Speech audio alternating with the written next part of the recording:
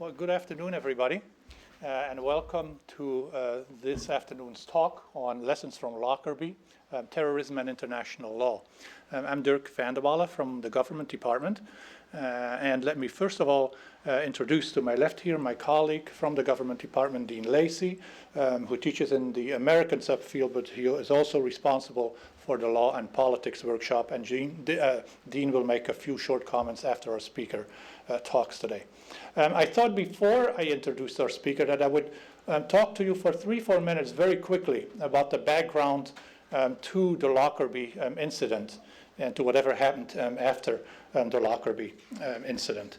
And in a sense, it really goes back, and I should tell you that one of the areas or one of the countries I write on extensively is Libya, and I was in Libya a few weeks before the actual bombing took place.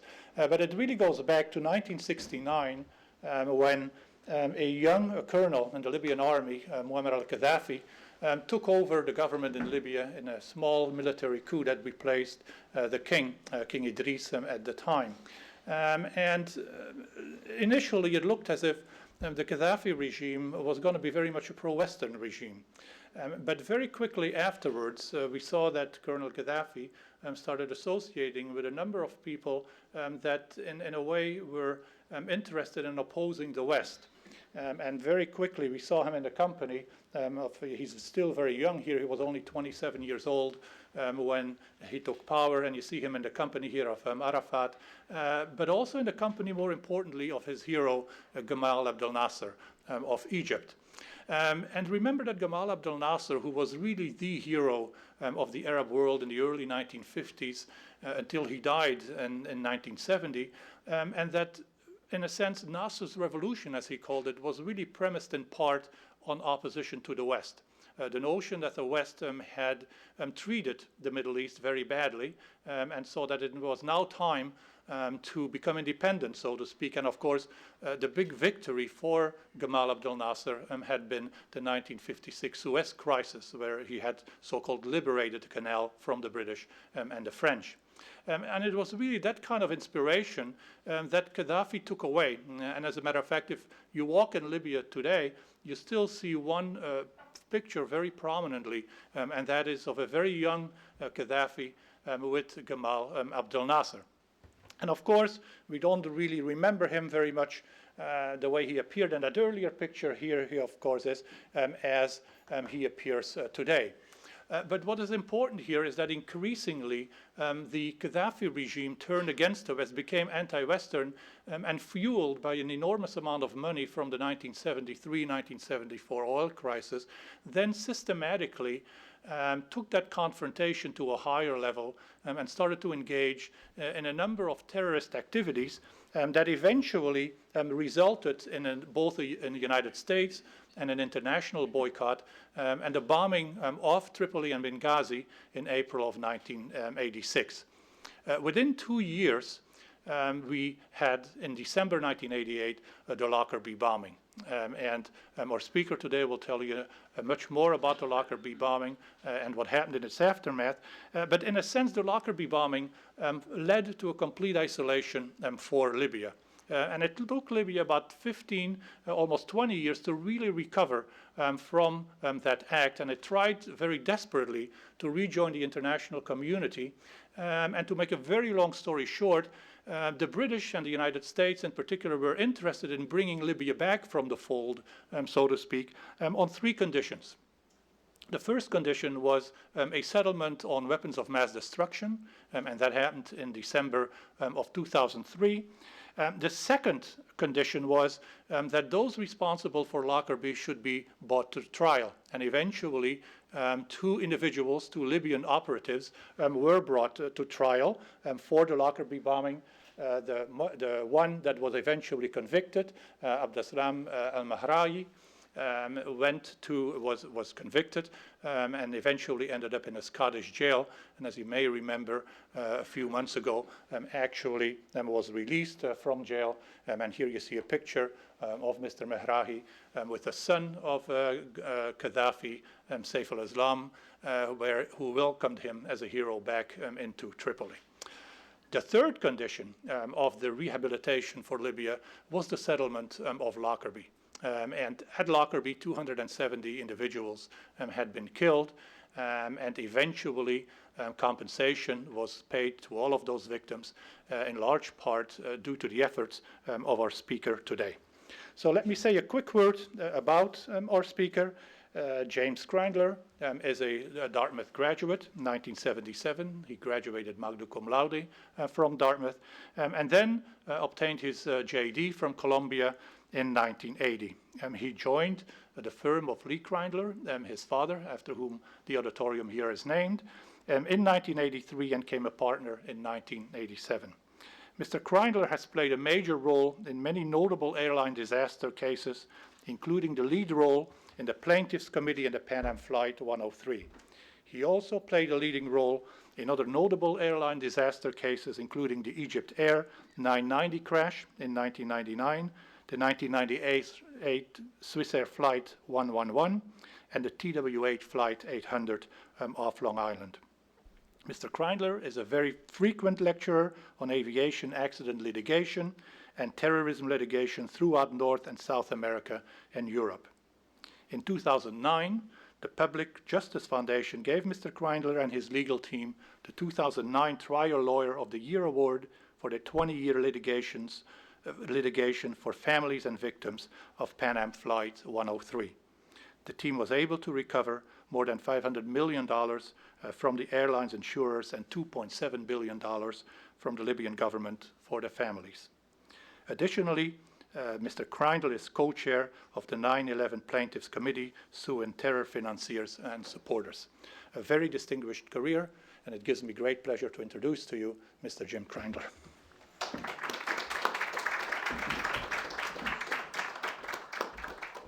Thank you, Dirk. It's really a great pleasure for me to be here. I've spoken about Pan Am 103 and our dealings with Libya many, many times, but this is the first time here in the auditorium, which we named after my dad. Now, for the next 90 minutes while we're together, I'd like to make this very informal. Jump in anytime with questions or comments. You will not annoy or distract me. I want to speak to you about the things you're most interested in. What we're going to talk about in a karmic sense is pretty remarkable. This case involves the most significant use of computers ever done in any law case or political event. And for those of you who know your Dartmouth history, this building is standing where the old Kiewit Computer Center was, which when I was a student, we were given a couple hours to go online a year, and that was a big deal. And we're going to talk a little bit about how the use of computers in this case revolutionized crime investigation, diplomacy, and played a very significant role in what was the world's largest murder case. Pan Am 103 is a legal case. It's also a diplomatic case. And when Ken approached us to make a donation, we thought this building would be particularly appropriate, being dedicated to an interdisciplinary approach to solving problems. What I'm going to talk to you about is not really a legal matter or a political matter alone, but is the only time I'm aware of in our nation's history where a quintessential foreign policy task was entrusted to a small group of plaintiffs' lawyers. Now, Pan Am 103, and I'm going to talk to you about Joe Biden's role in the most unusual and revolutionary act of Congress I know of, something you've never heard about, that will be the prototype, I believe, for fully normalizing relations with Syria, with Sudan, and ultimately with Iran. My prediction is, if not before you graduate from Dartmouth, before you graduate from grad school, you'll see normalized relations with all those countries. And the Libya Claims Resolution Act is going to be the beacon followed by this administration and us in doing that. I'm now in charge of, I'm co-chair of the litigation against the countries, the Saudis, the banks, and the charities that have funded al-Qaeda. And I'll talk to you about that. But most importantly, please don't be bashful. I can speak on this topic for a long time, and you will not throw me off stride. Jump in when there's anything you want to talk about, question, or comment on. Let me start at the beginning of the case, and I'm going to spend more time on Libya than our suit against the airline. But go back to the shortest day of the year in 1988, December 21, 1988. After takeoff from London Heathrow, made of the seas, a 747 flying from London to Kennedy and then on to Detroit, exploded over Lockerbie, Scotland. The time and place of the explosion was somewhat fortuitous. The flight was delayed. The terrorists responsible for the bombing intended it to blow up over the Atlantic Ocean, as the Air India flights had done several years earlier. Everybody here flown and been at the airports, okay? You all know what baggage containers look like, those big silver sides. They're angled on the side so they can fit against the fuselage of the plane. In position 14L was container AVE 4041. It was filled with suitcases from the feeder flight from Frankfurt to London Heathrow, and then some bags that were added on in London Heathrow. In the second layer of suitcases was a brown, hard-sided Samsonite suitcase. Inside the suitcase was a Toshiba radio cassette player that had been fitted out as an IED, an improvised explosive device, with just a few ounces of Semtex. When the IED exploded, it punched a hole in the fuselage of the aircraft only about 8 inches by 8 inches. Under ordinary circumstances, the aircraft could have continued to fly. Made of the Seas was flying crab-wise on an angle into the wind on a night with very high winds, and that led to pedaling of the skin of the aircraft and explosive decompression. Eventually, the front of the 747, everyone knows what the 747 looks like, you know, the bump, right at the back of the bump is where the plane was decapitated. So the passengers in first class were and in the front of the plane were in an enclosed capsule falling to the earth. The explosion occurred at 34,000 feet, 5 miles in the air. Some people were killed immediately, most weren't. Some people survived until the impact. The impact was so great that bodies were driven 8 feet under the ground. There were a large group of students, mostly from Syracuse, traveling in the midsection of the plane, and they fell. Their bodies fell on a farm owned by James and Mary Smith. And today, if you're ever in Scotland, you can see the sculpture garden there in their memory. When this happened, Scotland mobilized every police officer in the nation, as well as calling upon Great Britain to send officers from England and Wales, which they did. It was a cold, wet day, the shortest day of the year. The aircraft carried a huge consignment of sewing needles. So these cops were crawling through the bogs, sticking themselves on needles, recovering bits of the aircraft. Now, Scotland Yard had just pioneered a new system.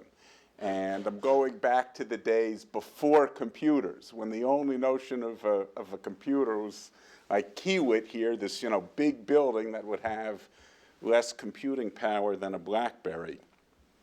Scotland had a very sophisticated computer system, one of the 2 or 3 most sophisticated in the world, and they asked the police officers to accurately identify where every scrap of metal was recovered from.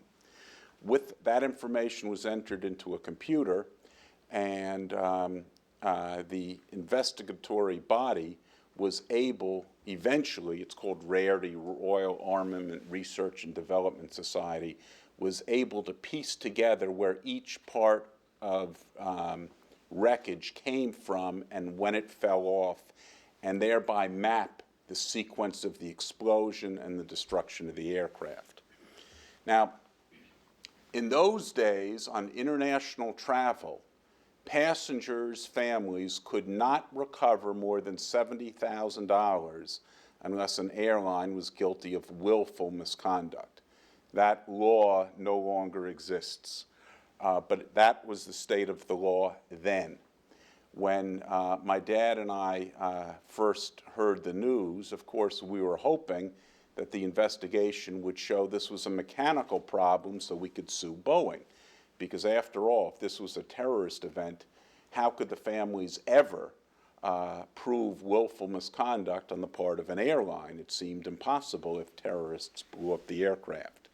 But on Christmas, the Scots announced that they had recovered the pieces of AVE 4041 and had determined that the plane was destroyed by an explosive event.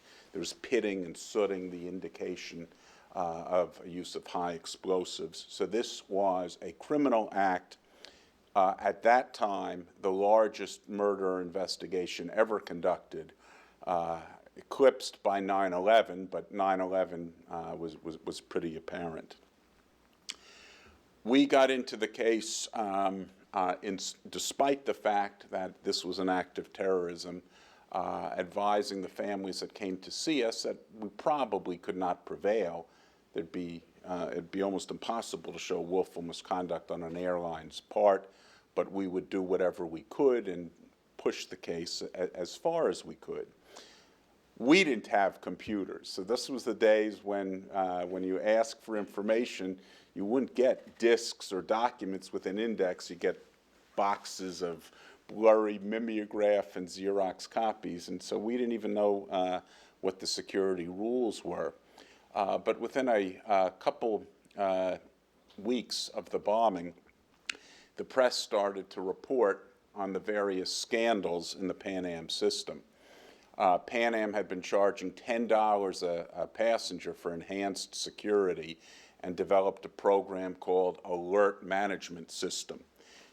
Put ads on TV and in the newspaper, and they had black SWAT team clad guys walking German shepherds through the airport looking very serious and very efficient, and this was the new enhanced security that Pan Am was providing its passengers. In fact, the whole thing was a fraud. The dogs were rented from an ASPCA. Many of them weren't housebroken. They were making a mess at the airport, and so it wasn't a very successful publicity stunt.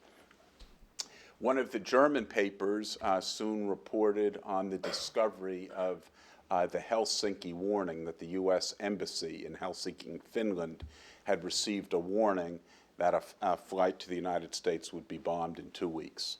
At that time, Pan Am was the U.S. flag carrier. The only 2 U.S. airlines flying anywhere in Europe were Pan Am and TWA. Pan Am was seen as the symbol of the United States around the world, and of course the symbol of our military and economic power, and that's why Pan Am was targeted. In any event, this German magazine reported that a young screener employed by Alert in Frankfurt, Germany, found the Helsinki warning on his boss's desk, approached his boss and said, "Hey, here's a warning of a bombing of a Pan Am flight. I saw it in a pile of papers at your desk. We've never passed it out to the screeners." And his boss, Ulrich Weber, told him, "Backdated as received and disseminated 2 weeks ago." Stern magazine reported this scandal, and this was kind of the impetus for our investigation to the case. At that time, I was much, much younger, much less grayer, closer in age to you guys, and had just come out of a few years in the DA's office where I was trying criminal cases. Since this was a murder case involving corruption, scandal, we soon uncovered this huge sex scandal in the alert system. My dad said, "This case has all the essential elements for you. So you and I are gonna handle this case." The sex scandal, the head of alert management services in Germany was given a Pan Am credit card. The security budget was slashed, but he was told, keep your employees happy by using the credit card. And he would hire 17 and 18-year-old boys and girls, take them to a now closed transvestite brothel named Salambo outside Frankfurt. After a weekend's festivities, these 17, 18-year-old boys and girls would come back promoted as supervisors. So this was the case we faced. I'm only going to spend a little bit of time, unless you're real interested in how we identified the bomb as coming from Libyan agents in Malta. I'm going to get, because I want to get mostly to Libya and the topic here. If we have time and you're interested, I'll tell you that story at the end. But moving ahead, after we tried the case, we won at the end of a 13-week trial, proved willful misconduct, and eventually, after the Pan Am's insurers took the case to the Supreme Court, who denied certiorari, we settled all of the cases for a total of $550 million. That was in 1995. In 1995, Libya could not be sued by the victims' families. Foreign nations enjoy sovereign immunity unless an exception applies. The most common exception is the commercial activities exception. If a foreign country operates an airline or does something that we think of as private enterprise, the country could be sued for being engaged in a commercial activity. Megrahi and Fima, two Libyans, had been indicted in the United States and in Scotland for the bombing of Pan Am 103. The indictment charged that Megrahi was a member of JSO, the Libyan security organization, and Fima was a former Libyan Arab Airlines station master in Lucca, Malta, where the bomb suitcase was interlined on Air Malta, KM Flight 180, to Frankfurt to hook up with Flight 103A to London to get Flight 103. When they were indicted, the UN sanctions then imposed upon Libya required Libya to renounce terrorism, to accept responsibility for the Pan Am 103 bombing, and to compensate the victims' families, and to cooperate in the investigation. Even though they had been indicted, they had not yet been brought to trial. Well, all right, I'll do this in chronological order. So 1996, a lot of our families went to Congress and lobbied for a change in the law to permit the victims of terrorism, individuals who were hurt or the families of those who were killed, to sue countries that sponsored terror attacks. At that time, the State Department had 7 countries on the Export Administration Act list of state sponsors of terrorism. 7 countries were North Korea, Cuba, Iraq, Iran, Syria, Sudan, and Libya. The Lockerbie families, along with a couple other families who had suits against Iran for Hamas and Hezbollah attacks, lobbied for the law of sovereign immunity to be changed to permit suits against those 7 countries for acts of terrorism or providing material support for terrorism. And Congress did that. In 1996, Congress passed and the President signed the Effective Death Penalty and Anti-Terrorism Act that lifted the sovereign immunity of those countries when sued for terror attacks. So, 1996, we sued Libya on behalf of the 270 victims of Pan Am 103. Now,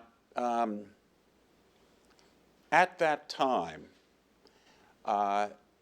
the business and legal community in Libya was already trying to mobilize support to get out from under UN sanctions and US sanctions that were based on UN sanctions. And the first issue that they dealt with was the surrender of Megrahi and FEMA. The US and Scotland, the 2 countries that indicted Megrahi and FEMA, required them to be turned over for trial either in the United States or Scotland. Libya took the position that Megrahi and FEMA could not receive a fair trial, and Libya was willing to turn them over for trial in a neutral third world country. Ultimately, Nelson Mandela brokered the deal. Gary Hart, most of you know who he was also involved. And the deal was that Megrahi and FEMA would be turned over to Scottish authorities for a trial at a former Air Force base in the Netherlands called Camp Zeist that would be taken over by Scotland for the trial. Scotland took over the base, built this huge high-tech courtroom with 2-foot thick bulletproof glass, and that was in fact the first paperless trial that ever occurred anywhere in the United States or in Europe. In Libya, and the Arab version was Megrahi and FEMA were being turned over for trial in the Netherlands, so Libya was able to stand up to the pressure put on it by the US, Great Britain, and the United Nations. The US and Great Britain took the position that doesn't make any difference where the courthouse is located. This is a trial under Scottish law by Scottish judges. So that was the solution. They were turned over for trial. After we had sued Libya, Libya did something that none of the state sponsors of terror had ever done. Iran, Syria, a couple cases against Iraq, had always defaulted when sued by victims and simply ignored the proceedings. Libya hired U.S. counsel, a very, very prominent United States lawyer, Bruno Ristow, to represent them, appeared in court and challenged the constitutionality of the 1996 Effective Death Penalty and Anti-Terrorism Act. We said it was constitutional. We won at the trial court level. Libya appealed. We won at the appellate level, and Libya took the case to the Supreme Court, and we won there too. While these legal proceedings were going on, I spent much of that time working with the Scottish prosecutors, the Justice Department, and the FBI, and going over the proof of how the bomb bag reached Flight 103. And I was there for the beginning of the trial at Camp Zeist. The trial took almost a year, and then there was a long appeal. The trial court, as Dirk said, acquitted FEMA, finding that there was insufficient proof that he participated in the conspiracy, but convicted Megrahi. After these proceedings ended, we were able, we had told the Justice Department that we do nothing that could interfere with the criminal case.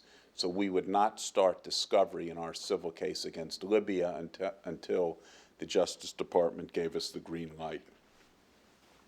All right, I'll digress a little bit. Usually, the Justice Department and the State Department takes the position that in matters of foreign policy, those matters must be handled by the appropriate State Department personnel. Do you all remember when the Marine aircraft severed a gondola in Italy and several people were killed? That's handled on a diplomatic level. The Vincennes shoot-down of the Iranian Airbus. Remember that? Okay. That was the event that led to Lockerbie. I'll tell you a little more about that, but that was handled on a diplomatic level. In any event, the State Department and the Justice Department had a meeting with us soon after we started the case, and they, after running through the history, said, why should we permit your case to go forward? This is a matter that must be handled on the diplomatic level. And my dad, and for those of you who haven't seen it, his portrait is across the room, said, well, look, we've represented the families since the day of the bombing, December 21, 1988. This meeting was now in 1996. He said, there's a simple answer to your question, and you'll forgive me for being so blunt, but if you guys handle it, you're going to fuck it up. You don't know how to get enough money, and the families don't trust you. We've been fighting for them for 8 years now. They know us and they trust us. We've done what you've asked. We haven't started discovery. We've been educating the Justice Department lawyers and the Scots on how to prove the root of the bomb bag. Let us try. If we're interfering with foreign policy at any point, you'll tell us and you'll shut us down. So we were given the green light. Now we finally, it's taken me a little while to get to this point of starting to tell you about my first meetings with the Libyans and how this all began. But we've set the stage. Remember,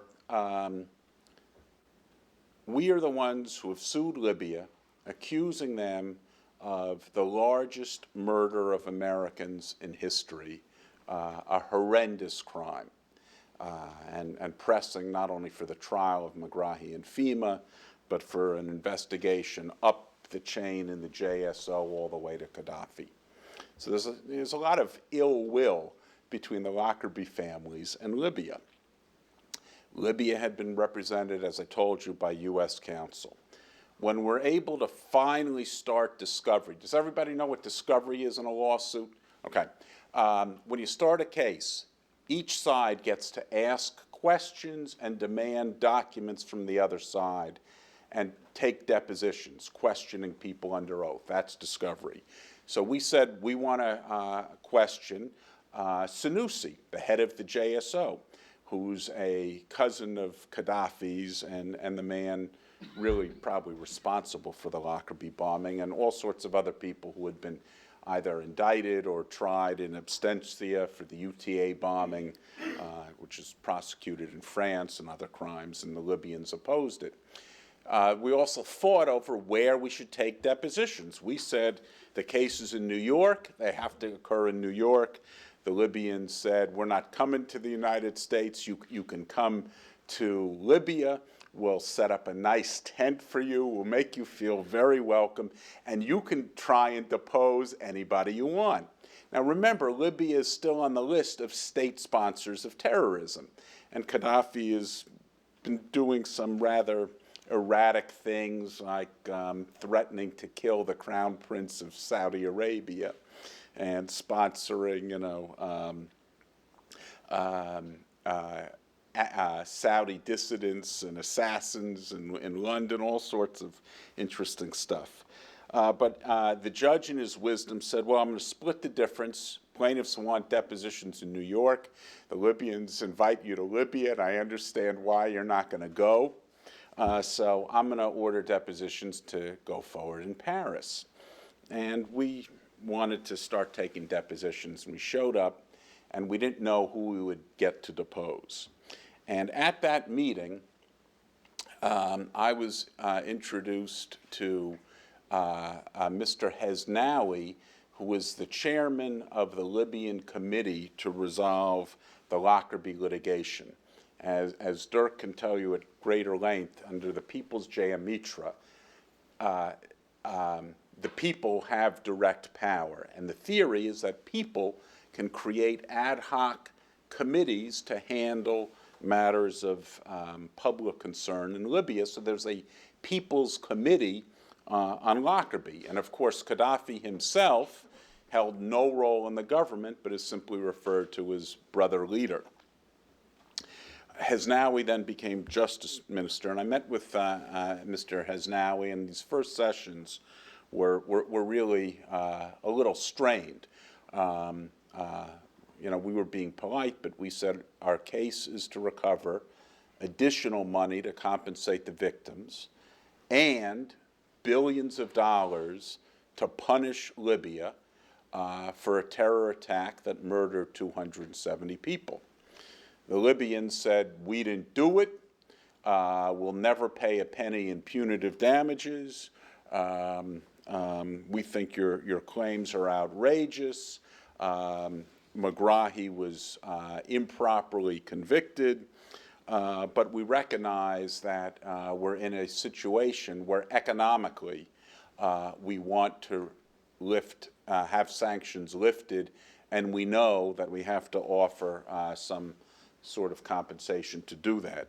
So we started with a very high demand, $20 million a death, and the Libyans initially offered us $75,000 to $100,000 a death. Now, these negotiations with the Libyans took over 2 years. Most were in Paris, some were in London.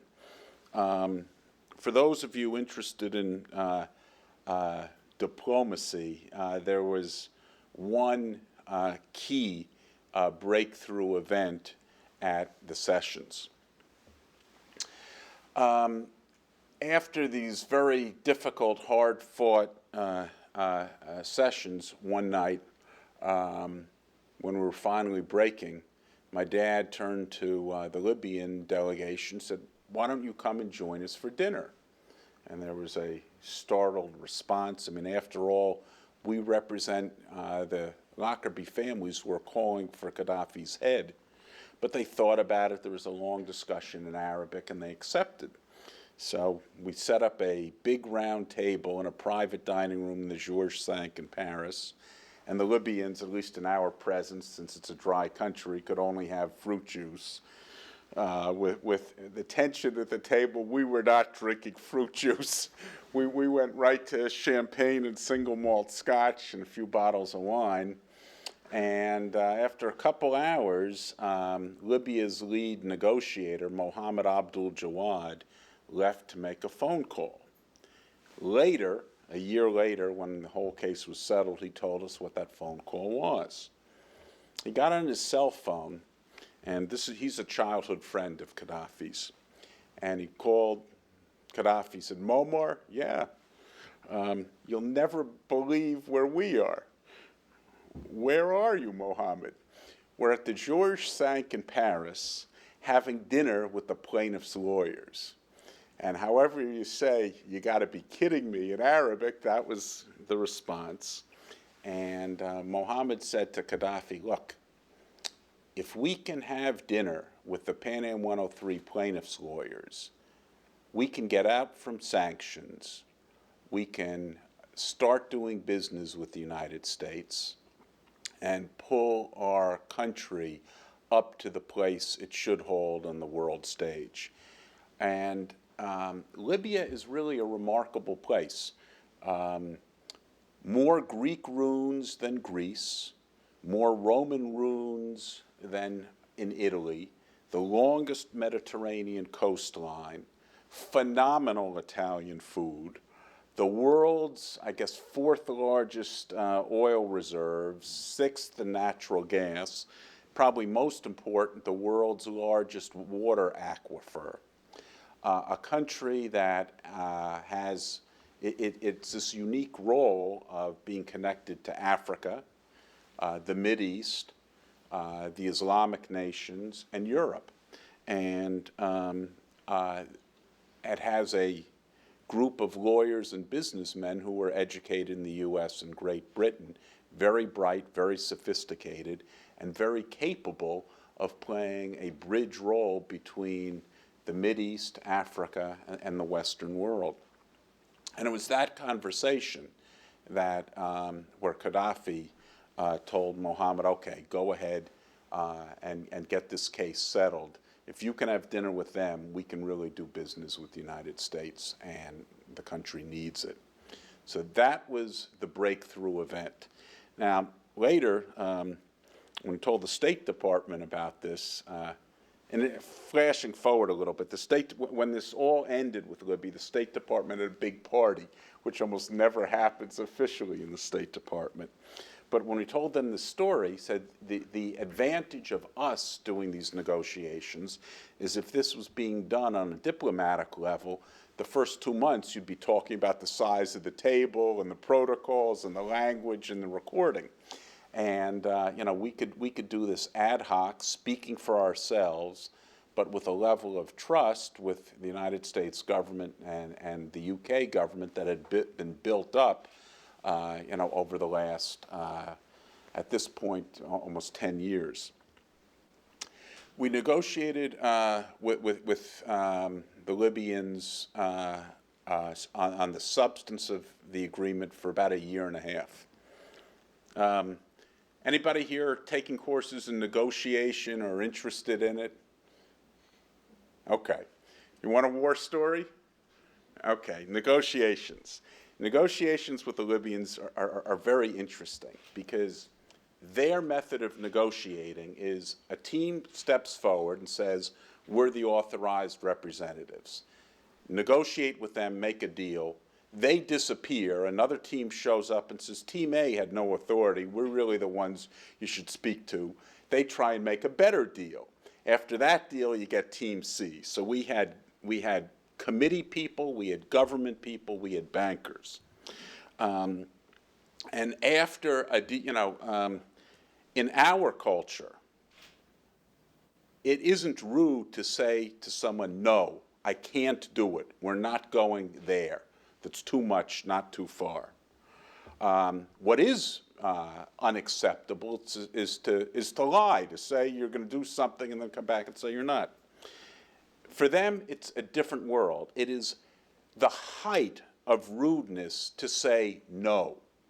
So when they had to say yes, I'm jumping ahead, they'd invite us to Libya because they couldn't say no to us in their own country. To say you're going to do something and later renege, that's okay. That's how things are done. So we're finally in these negotiations. We were at 12 million a death. They're at 8 million a death. It had taken us a year to get them to 8 million a death. We came back for one of these sessions, and Mohammed Abdul Jawad said, I tried very hard with the leader, and we could not get to 8. Our top number is 7. And said, Mohammed, you had said 8. We were at 12 based on that representation. It's 8. Now, you'll find when you negotiate that the most important thing you can do is not the words you utter, but the periods of silence.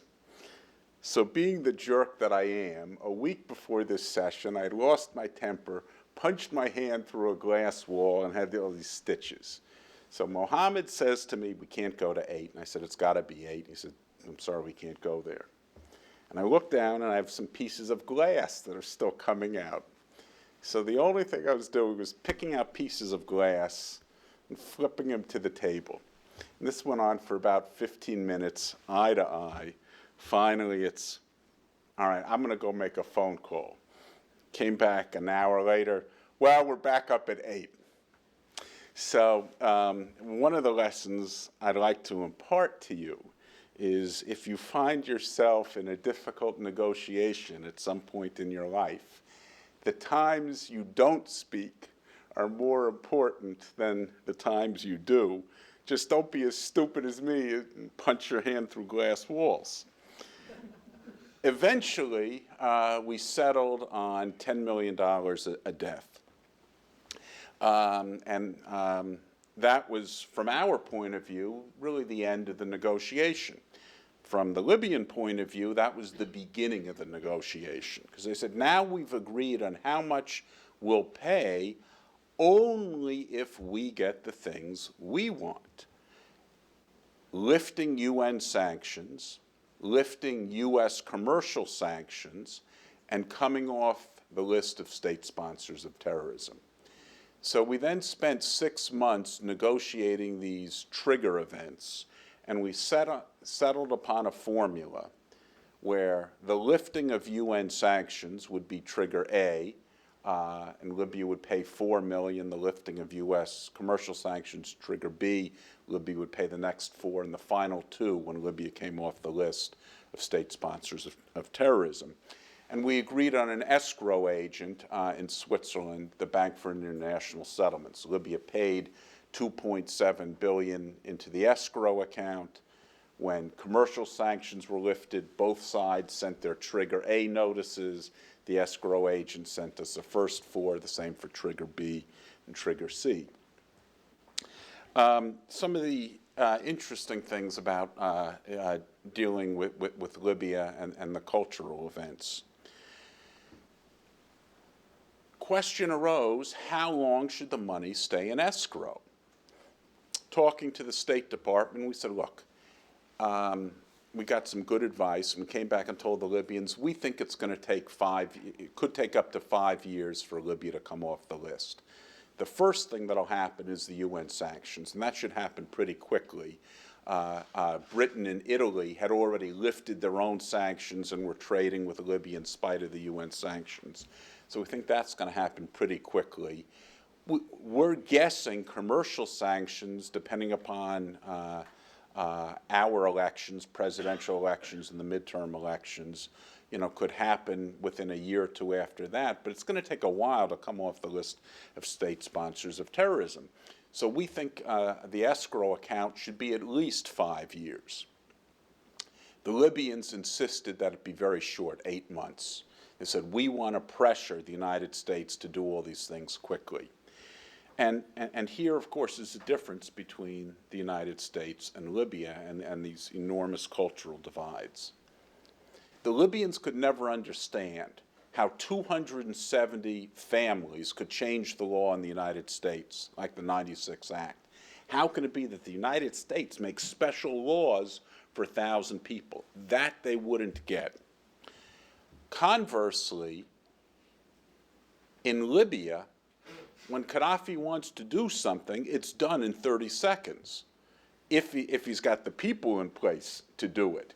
There's no such thing as, the bureaucracy of the administration and liaising with Congress. So the Libyans thought, short escrow account, it'll force the president to act. If the president wants to act, Libya will come off the list, even though you need approval in the Senate for that to happen. We said even if the president wants to do it, there could be opposition in the Senate. It's going to take a long period. So the way you solve these legal diplomatic problems, at least in our opinion, is coming up with a creative solution that preserves for each side what they need. The Libyans thought they needed the 8 months to pressure the administration, even though we thought it was foolish.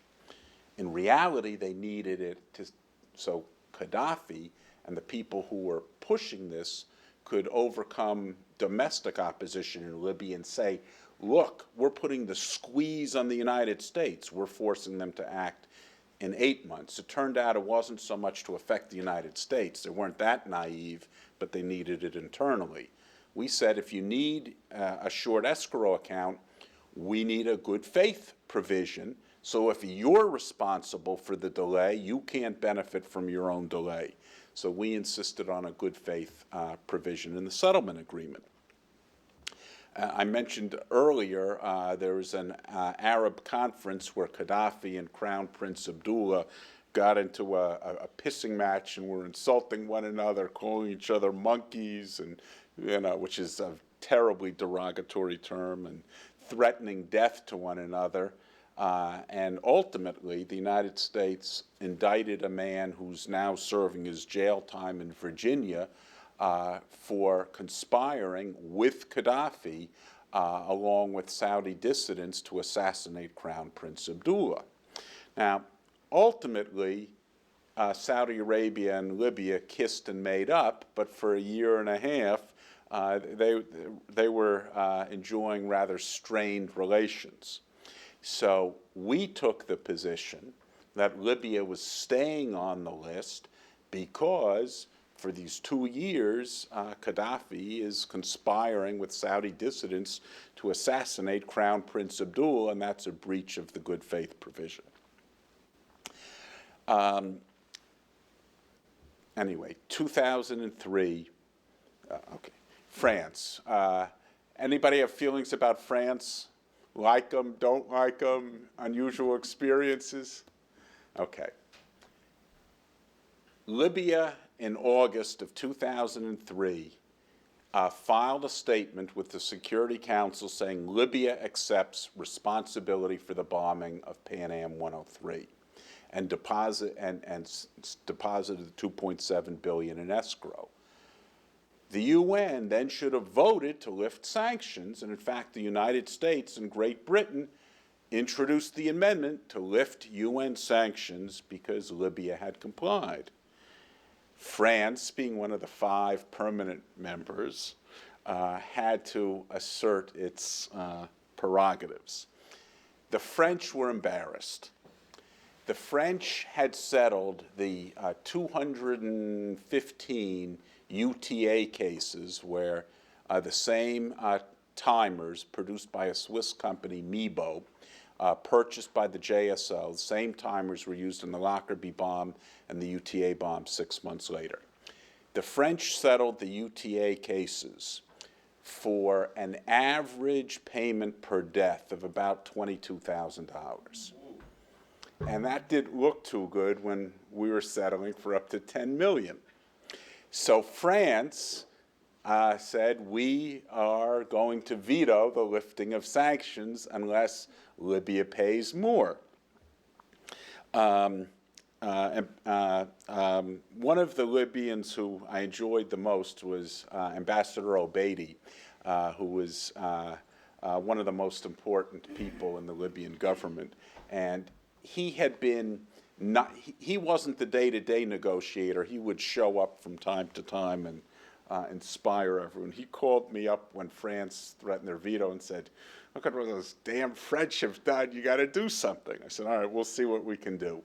So the families, were picketing the French embassy.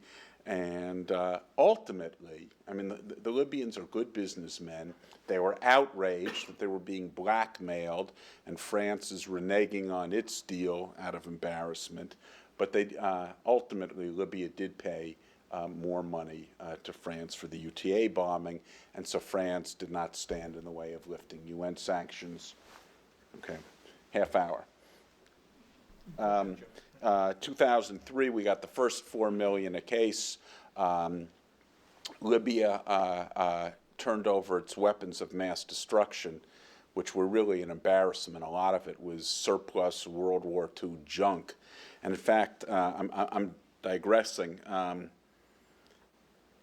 In diplomacy, you can do enormous harm through a symbolic act that you don't appreciate and the other side reacts adversely to. When Libya turned over its weapons of mass destruction, they were gathered up and they were sent to Kentucky or Tennessee, and the State Department held a news conference inviting the press to show them, here's all the Libya stuff that we forced Libya to turn over, and the Libyans were mortified. They were doing it because they were forced to do it. It's very embarrassing and makes them look wimpy to their people, and they saw no need for the United States to rub this in their face with a public a news conference, and that set relations back a bit. We're also at the I can tell you more about Megrahi in my meeting with Saif al-Islam, Gaddafi's son, because I met with him to persuade him to go along with our deal, and this was the weekend before the U.S. bombed Baghdad, and at that time he was raising Megrahi's release or extradition to serve his jail time in an Arabic country. If we have time, I can tell you a little more about that. But anyway, 2004, commercial sanctions were lifted. We got the money, and then we're left just with Trigger C, the final $2 million payment. And my nephew Jason knows the punchline to this story with Trigger C, which I'll get to in a little bit. For this period of time, we had enjoyed good relations with a lot of Democrats in the Senate. Joe Biden was a long-time friend of my dad's and mine, but we really had very little relationship with the Bush administration. Through our lobbyists, we had some lobbyists, we got a commitment from the Bush administration that Libya would not be removed from the list of state sponsors of terrorism until Libya did 5 things. Release its jailed dissident, finish the divesting itself of weapons of mass destruction, release the Bulgarian nurses who had been convicted of intentionally inflicting orphans with AIDS in Benghazi, and make the last payment to the Lockerbie families. And for 2 years, that was the administration's position. Then the administration wimped out with the Iraq war going as badly as it has been, with the war in Afghanistan going as badly as it had been. The Bush administration decided it needed to do something to try and show that its policies were working. So in February of 2006, they took Libya off the list of state sponsors of terrorism without requiring the Libyans to make the last payment to us. And the PR announcement was, well, we're still at war in Iraq, we're still at war in Afghanistan, but look at what the good that's come out of these wars. We've forced Libya to act, and now that Libya has done these things, we're rewarding Libya by taking Libya off the list. And we were pretty outraged, because in this time I made a number of trips to Libya. I'm in touch with the Libyan representatives. And there's no question, had the administration said in February of 2006, we're going to take you off the list, you got to pay the last $2 million per case, along with releasing the Bulgarian nurses, Libya would have done it in a heartbeat. Libya came off the list, and we thought, there goes our leverage. I mean, how are we going to get the final payment from Libya? What can we do? Now, 2006, a number of other things happened in terms of U.S. relations with Libya. There's a 10-year statute of limitations with the 96 Act. So by September of 2006, anyone who wanted to sue Libya had to file their suits, and Libya got sued in 22 cases. The silliest, most frivolous cases imaginable,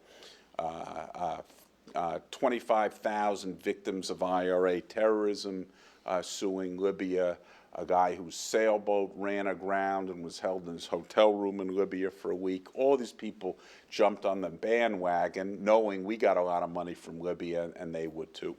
So the Libyans were, in talking to me, were pretty frustrated and said, look, we've been sued in these 22 ridiculous cases. We're off the list. Why the hell should we pay you the last, $500 million? And we said, well, you're never going to fully enjoy really normal relations until you do. We spent much of 2008 trying to come up with a solution here. Libya was off the list, but Libya is a defendant in all these different suits in New York and Washington, and really wanted a clean slate. The State Department started talking to the Libyans and said, suppose we can end all litigation in one fell swoop. Would you pay money into a fund for the American victims? The Libyans said, we'll do it, but we need payment for the Libyan victims. We've got to get payment for the 42 Libyans who were killed when President Reagan ordered the bombing of Tripoli. Oh, by the way, the pilot of Pan Am 103, James Macquarie, who was, of course, killed, had a son. His son flew the lead F-16 bomber, fighter bomber in the bombing of Tripoli, where Gaddafi's adopted daughter was killed. If we have time, I can tell you about CIA, DEA, drug conspiracies, and all sorts of wild stuff. But I may have to save something for tomorrow. Anyway, we're trying to solve this problem in 2008. The State Department was persuading the Libyans to do this. The Libyans knew that they'd get their money back 10 times over from oil companies. And in fact, you may remember last year, Libya did a deal with Italy. Italy is paying Libya $5 billion to compensate Libya for years of colonial exploitation. And after Megrahi's compassionate release from a Scottish prison to Libya, guess who has now got oil leases in Libya? British Petroleum. So we're working on this deal. The Libyans are receptive. I'm talking to the Libyans. At the same time, I'm fighting with the lawyers on all these garbage cases who want to get more money on the garbage cases than the Pan Am 103 families have gotten. So summer of 2008. No one, and unless you're smarter than me, no one that summer anticipated the recession or depression that was to devastate our economy and captivate Congress 2 months later. You also remember how heated the Obama-McCain campaign was. I'm in Washington trying to get support in Congress for this very unusual piece of legislation, the Libyan Claims Resolution Act. Under the terms of this act, when Libya puts money into a fund, all cases in U.S. courts are terminated.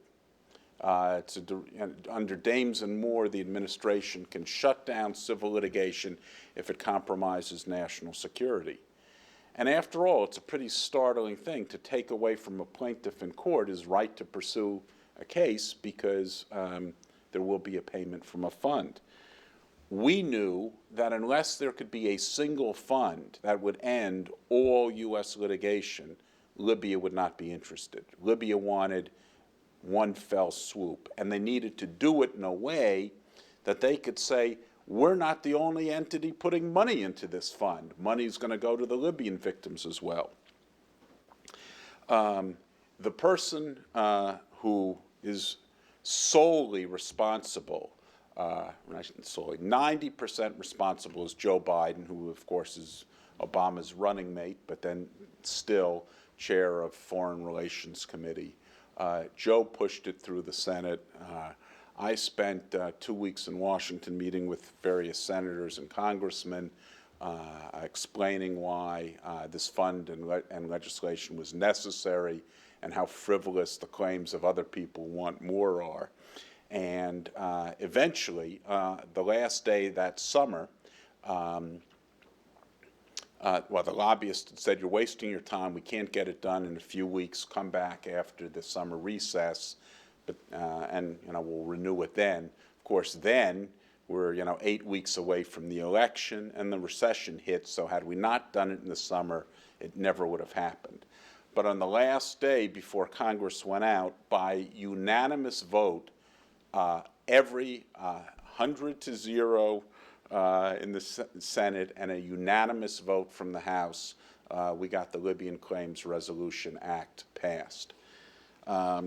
and done. I was told this was the first time anyone knew of where a bill was passed 90 minutes after its introduction on the floor of the Senate. So we got it passed. The money went into the fund. We got the final payment in December of 2008, 20 years after the bombing. Now, I want to answer whatever questions you have and also give you a choice. I can talk about how this is the prototype for what we're doing with Sudan and Iran in 9/11. I can talk to you about some of the complexities of the murder investigation and how the crime was solved. Or I can say a word about the connection between Oklahoma City, 9/11, Lockerbie, Iran, and Libya. Jim, could we maybe ask first to have Dean make a few comments Absolutely. on your presentation? I have to get a drink and then of water. we'll come back. Okay. I'd Please. rather cede my time to hear about the rest of. Okay. Up to you. Anybody have questions right now? Yep. Jim, one thing both you and Dirk talked about the situation in 1987, but what were the Libyans after by doing this? And, what was their objective in taking down this civil aircraft? Here's the connection. When the Vincennes shot down the Iranian Airbus, killing 300 Iranians, Iran vowed revenge and vowed to destroy 10 U.S. commercial aircraft. That was the original Bojinka plot.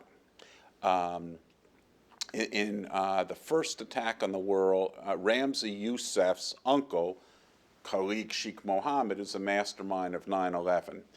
Khalid Sheikh Mohammed then had gone to Ramzi Youssef in the first World Trade Center attack and said, this will be the first attack as we get ready for the Bojinka attack. Timothy McVeigh from Oklahoma City was with Ramzi Youssef in the Philippines at a terror conference on the Bojinka plot.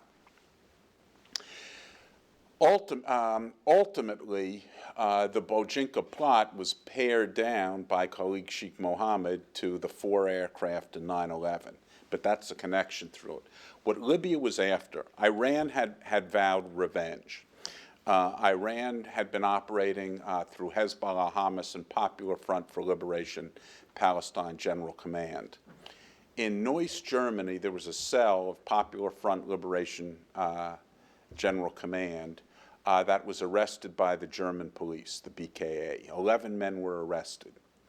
In their possession, they found 10 radio cassette players turned into IEDs to destroy 10 aircraft.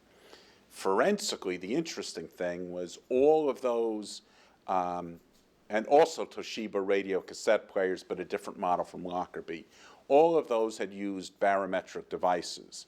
Libya's defense lawyers, in trying to thwart our proof, said this bomb must have had a barometric device like those 10, and with a barometric device, if it came from Malta, it would have exploded from Malta to Frankfurt or Frankfurt to London. But in any event, originally, it was an Iranian plot for revenge on the Vincennes shootdown.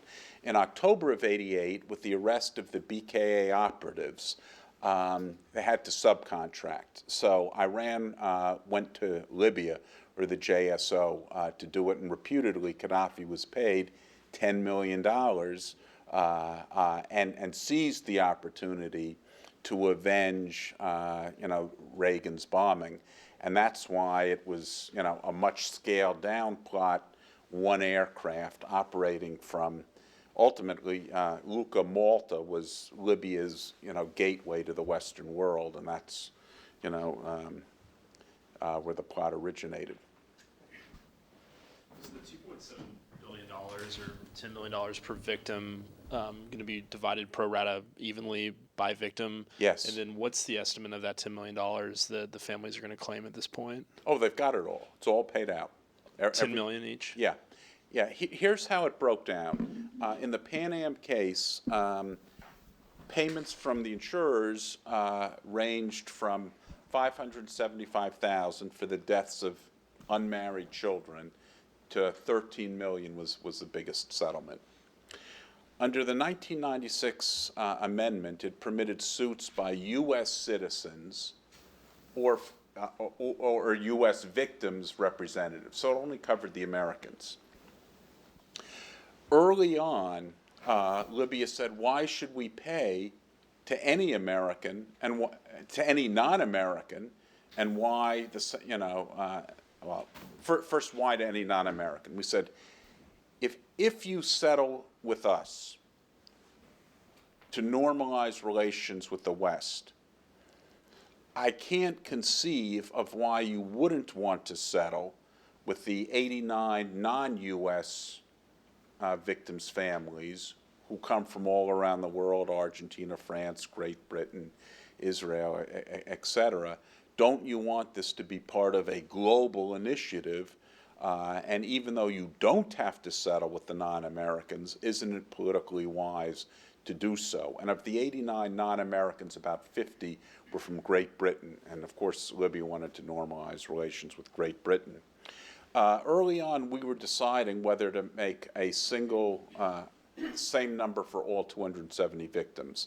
And we decided that since the victims had gotten varying amounts based upon their individual economic losses, since this is really punitive, it should be the same per victim, having nothing to do with who's a breadwinner or who isn't earning money.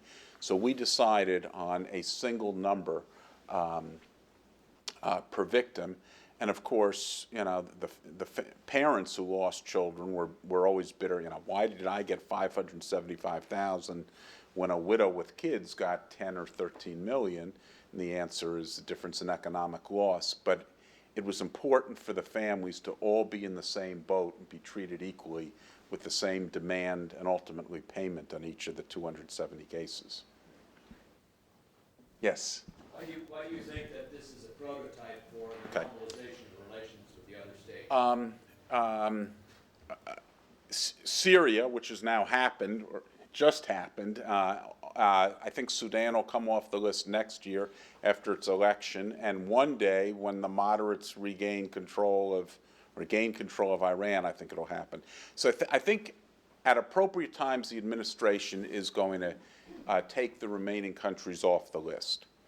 When it does, I believe that each of those countries, like Libya, is going to want a clean slate and not remain as party defendants in U.S. litigation. The State Department hates these cases because it interferes with diplomatic relations to have emotional pending cases against state sponsors or former state sponsors. So I believe that each of the countries, after, not as a precondition to coming off the list, but after they're going to be off the list, are going to look for a way to clean up all U.S. litigation.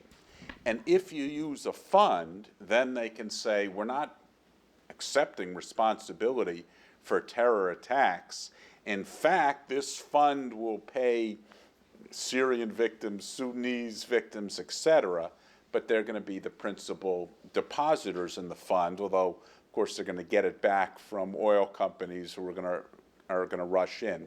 So I think this is exactly the prototype, and it's particularly important in 9/11. We've sued Sudan and Iran, and neither Sudan or Iran are ever going to say we're responsible for supporting al-Qaeda and the 9/11 attacks. But this kind of global fund lets them say, as a show of goodwill, peace and harmony, love and kisses for everyone, we will contribute to a fund, and we're pleased to get out of U.S. courts. Yes? Is there any likelihood that could be challenged in the Supreme Court for going over the rights of... Absolutely. Absolutely. No question about it. Legally, it could be challenged. I think the challenge will fail because of this old authority. The administration, the executive branch, does have the authority to shut down litigation. President Eisenhower did it when ongoing civil litigation for money damages compromises national security or foreign policy. As a practical reason, it won't get challenged because this is the only way the victims of terrorism are going to get any money. I mean, Sudan doesn't have a lot of money in blocked assets in the United States. Iran, there's a lot, but under the Algiers Accord, it's controlled by the U.S. government and supposed to move back to Iran. This was part of Jimmy Carter's deal to free the hostages. So legally, there could be a challenge, which will fail, but on a practical level, the people, the victims know this is the only way to get paid.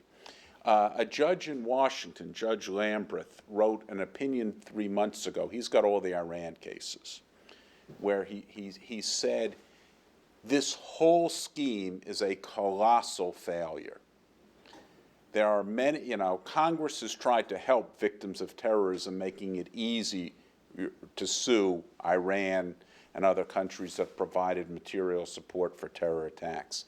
And Congress is throwing these palliative pieces of legislation at the victims' families at their request, but none of them have been paid other than the Lockerbie families.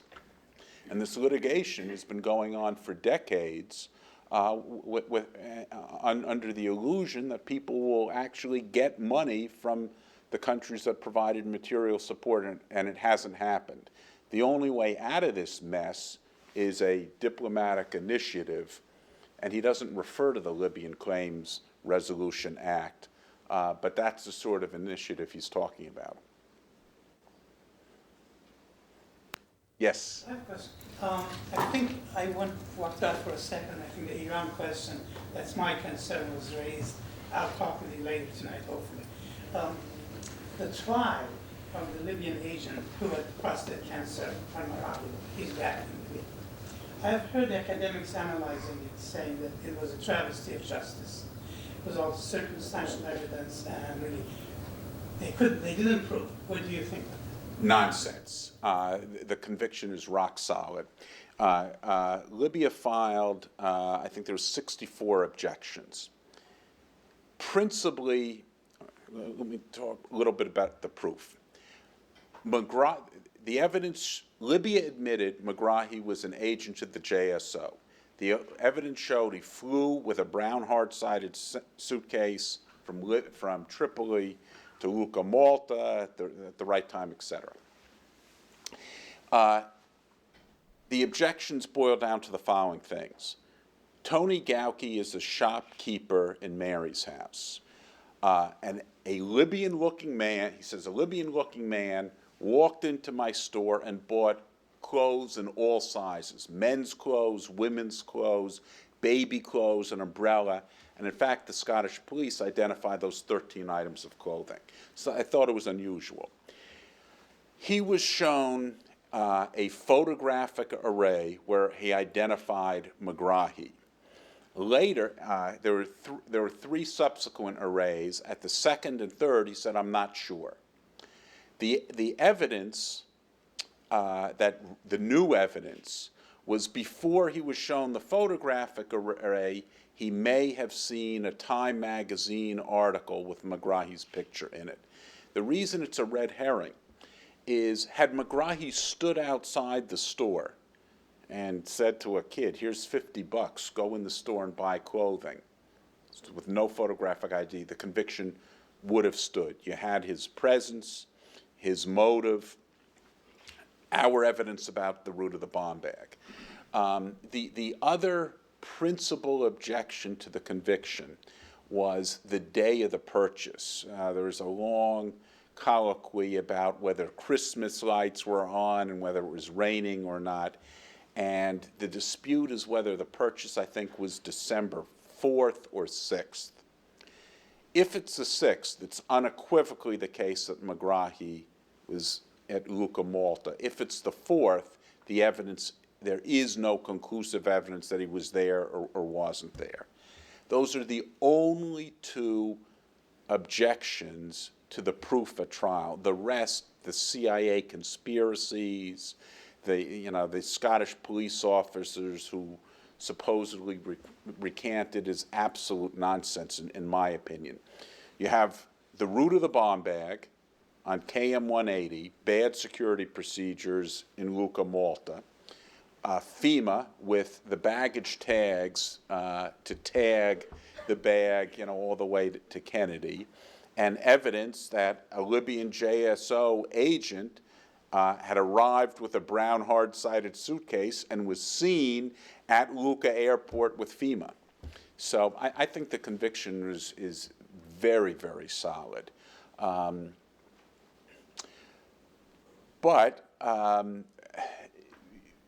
This was a deal that Gaddafi never liked. There's tribal politics, from your book.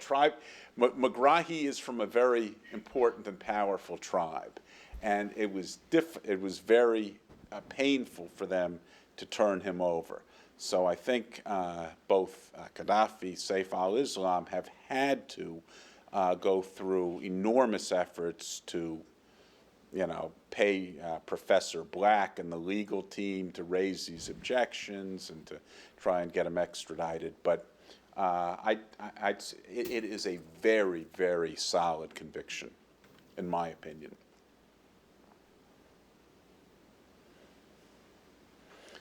Okay. I just want to say one thing, if I could. Absolutely.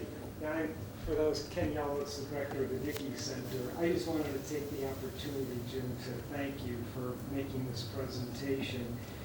Your family made a very generous gift, to the Haldeman Center to name, the Kreindler Conference Center in memory of your father. And the gift was dedicated for the promotion of conflict resolution for purposes of diplomacy, for getting at international conflict and resolving them. And I think your presentation today, really, I would have been very, very proud of you, if I may say. So I just wanted to take the opportunity to thank you, your mother, and all of your family. Well, my pleasure.